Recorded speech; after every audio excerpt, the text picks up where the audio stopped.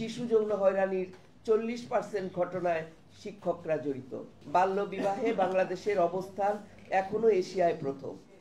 নারী ও কন্যার প্রতি সহিংসতা প্রতিরোধ ও প্রতিকারে সরকার, উন্নয়ন সংগঠন, নারী ও মানবাধিকার সংগঠন এবং নারী আন্দোলন বহুমাত্রিক কাজ করছে, কিন্তু নারী ও কন্যার প্রতি সহিংসতা কমছে না, বরং বাড়ছে সহিংসতার মাত্রা এবং ধরন। বাড়ছে ধর্ষণ, শিশু ধর্ষণ, দলবদ্ধ ধর্ষণের ঘটনা।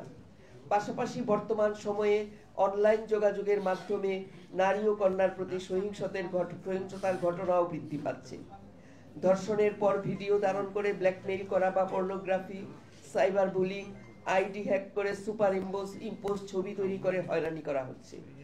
আমরা আতঙ্কের সাথে লক্ষ্য করছি নারী হত্যার মতো ভয়াবহ সহিংসতার ঘটনার সংখ্যা বৃদ্ধি পাচ্ছে।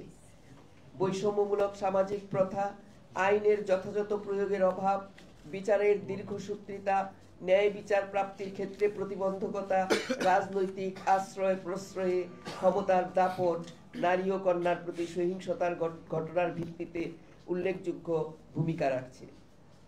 2016 সালে বাংলাদেশ পরিসংখ্যান ব্যুরোর এক সমীক্ষায় বলা হয় যে বাংলাদেশের প্রতি 2 জন বিবাহিত নারীর মধ্যে 1 জন তাদের জীবনের কোনো না কোনো সময় নিজ গৃহে সহিংসতার শিকার হয়েছেন। বাল্যবিয়ের কারণে নারী ও কন্যার প্রতি নানা ধরনের পারিবারিক সহিংসতার ঘটনা ঘটে। বিশ্ব জনসংখ্যা পরিস্থিতি 2023-এর প্রতিবেদনে 2006 থেকে 2022 পর্যন্ত তথ্য তুলে ধরে বলা হয়েছে, বাংলাদেশে 18 বছর বয়সের আগেই 50% মেয়ের বিয়ে হয়ে যায়। উল্লেখ করা হয়েছে যে সরকারি বেসরকারি নানা পদক্ষেপের পরও বাল্য বিবাহে বাংলাদেশের অবস্থান এখনো এশিয়ায় প্রথম। আইন ও সালিশ কেন্দ্র কর্তৃক প্রকাশিত 2024 থেকে 2024 পর্যন্ত নারী ও শিশুর প্রতি যৌন সহিংসতা বিষয়ক তথ্যে জানা যায় যে গড়ে প্রতি 9 ঘন্টায় অন্তত 1 জন নারী ধর্ষণের শিকার হয়েছে। দলবদ্ধ ধর্ষণের শিকার হয়েছে 1022 জন এবং 202 জন নারীকে ধর্ষণের পর হত্যা করা হয়েছে।